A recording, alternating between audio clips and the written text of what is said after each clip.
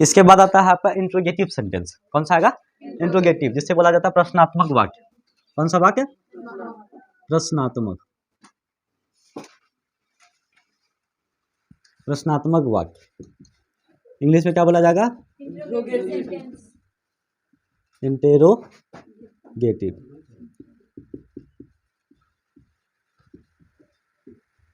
चलिए, interrogative sentence, यहाँ पे डबल आर ओ है, ओ, इंटेरोगेटिव सेंटेंस। अब देखिए, इंट्रोगेटिव सेंटेंस का मतलब क्या हुआ? प्रश्नात्मक वाक्य, मतलब जिस वाक्य से आपको प्रश्न का एहसास हो, जिस वाक्य से आपको क्या हो? प्रश्न का एहसास हो। बात समझे? चलिए एक वाक्य लेते हैं, उसके आधार पे हम लोग आगे बढ़ते हैं।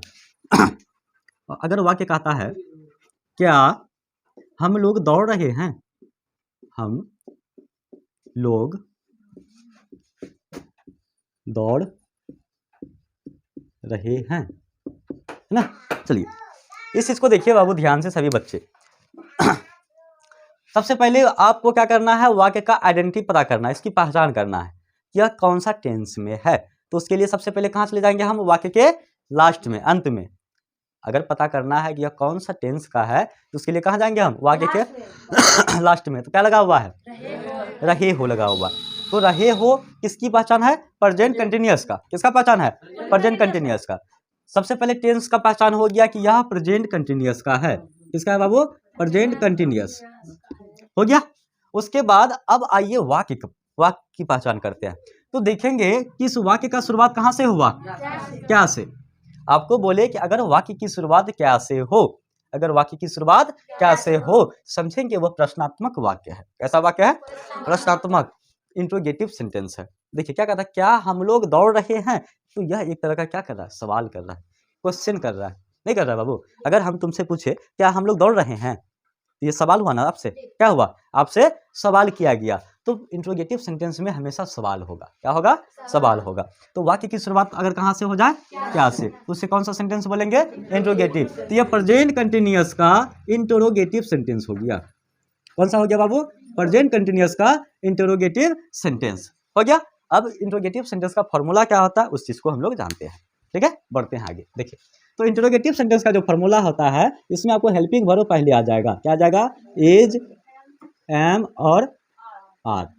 इज, एम और आर। उसके बाद आएगा कौन? सब्जेक्ट। कौन आएगा बाबू? सब्जेक्ट। उसके बाद कौन आएगा? Verb I N G. क्या आएगा? Verb I N G. और लास्ट में कौन आता है? ऑब्जेक्ट आता है। कौन आएगा बच्चा? ऑब्जेक्ट आएगा। देखिए, तो अब इसके आधार पर ही आपको इस वाक्य का ट्रांसलेट करना है। इस फॉर्मूला के आधार पर ही आपको क्या करना है? वाक्य का ट्रांसलेट करना है। जैसे तो इंटरोगेटिव सेंटेंस में क्या कहता है? इंटरोगेटिव सेंटेंस में कहता है कि पहले आप हेल्पिंग वर्ब को लिखेंगे। पहले आप किसको लिखेंगे? हेल्पिंग वर्ब को। उसके बाद ही आप सब्जेक्ट को लिखेंगे। समझ में आया? क्या कहता है? पहले आप हेल्पिंग वर्ब को लिखेंगे, उसके बाद आप किसको लिखेंगे? सब्जेक्ट को लिखेंगे। तो देखिए, अब बात ये करते हैं कि यहाँ पे मैं कौन सा हेल्पिंग वर्ब का इस्तेमाल करूं। देखिए, तो हमारे पास तीन हेल्पिंग वर्ब है, इज, एम और आर। इज, एम और आर। तो यहाँ वाक्य की शुरुआत हमें हेल्पिंग वर्ब से करना है। क्या तीनों हेल्पिंग वर्ब यहाँ यूज होगा? कोई एक हेल्पिंग वर्ब यूज होगा। तो हेल्पिंग वर्ब यहाँ यूज कैसे होगा? आपको बोले, समझाए कि हेल्पिंग वर्ब हमेशा सब्जेक्ट के अनुसार आता है। किसके अनुसार आता है? सब्जेक्ट के अनुसार आता है। तो यहाँ इस वाक्य में सब्जेक्ट कौन है? कौन है बाबू? हम लोग। क्या है इस वाक्य में? सब्जेक्ट है। हम लोग कौन है? सब्जेक्ट। तो हम लोग के लिए कौन सा हेल्पिंग वर्ब यूज होता है? आर। वी के लिए कौन सा यूज होता है? आर। देखिए, वी जो होता है प्लुरल होता है, बताए थे आपको। वी कैसा होता है? प्लुरल। क्योंकि हम लोग की अगर बात करते हैं हम लोग का, तो क्या एक व्यक्ति की बात होती है? एक से ज्यादा व्यक्ति का बात होता है। तो देखिए, वी के साथ कौन सा हेल्पिंग वर्ब? वी के साथ कौन सा हेल्पिंग वर्ब? आपको वहां लिखाया गया था। वी के साथ किसका प्रयोग होता है? आर का। तो यहाँ पे सब्जेक्ट के अनुसार हेल्पिंग वर्ब क्या आ जाएगा? आर। क्या आ जाएगा बाबू? आर। देखिए, पहला लिख रहे हैं हेल्पिंग वर्ब, तो पहला लेटर बड़ी लिखेंगे आप। क्या लिखेंगे? इधर ध्यान दो। पहला लेटर क्या लिखेंगे? कैपिटल लिखेंगे। क्लास, ठीक है। यहाँ क्या हो गया? आर। सब हेल्पिंग वर्ब लिखने के बाद किसका प्रयोग करेंगे? सब्जेक्ट का। तो सब्जेक्ट इसमें कौन है? हम लोग। तो हम लोग का क्या होता है? वी होता है। लिख दिए, हेल्पिंग वर्ब लिख दिए, सब्जेक्ट लिख दिए। अब क्या लिखेंगे?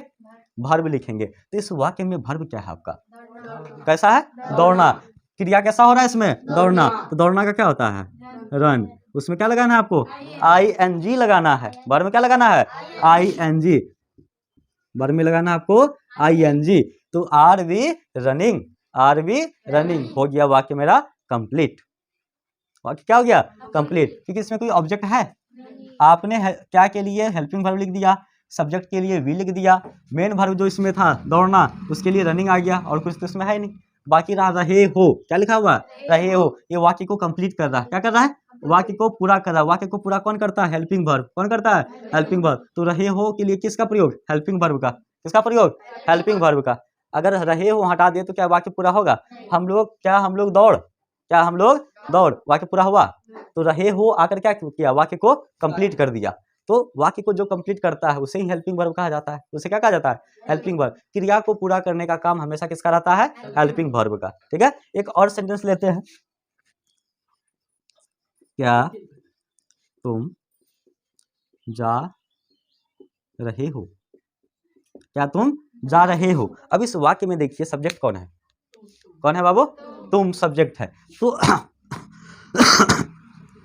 अब इस वाक्य में देखो, सबसे पहले इसकी गारंटी लास्ट में क्या लगा हुआ है, रहे हो, प्रेजेंट कंटिन्यूअस टेंस।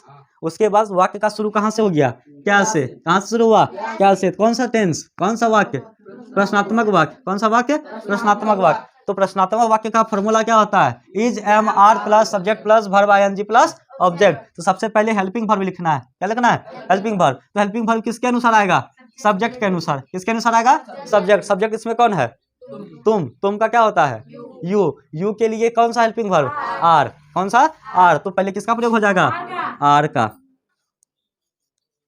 उसके बाद हेल्पिंग वर्ब लिखने के बाद क्या लिखने बोलता है, सब्जेक्ट कौन है इसमें, तुम के लिए क्या हो गया, यू हो गया। सब्जेक्ट के बाद क्या लिखने बोलता है, वर्ब लिखने बोलता है। वर्ब इसमें कैसा है, जाने का। तो क्या होता है, गो। उसमें क्या लग जाएगा, उसमें लग जाएगा ING, लग गया। यू आर गोइंग, क्या तुम जा रहे हो, कंप्लीट।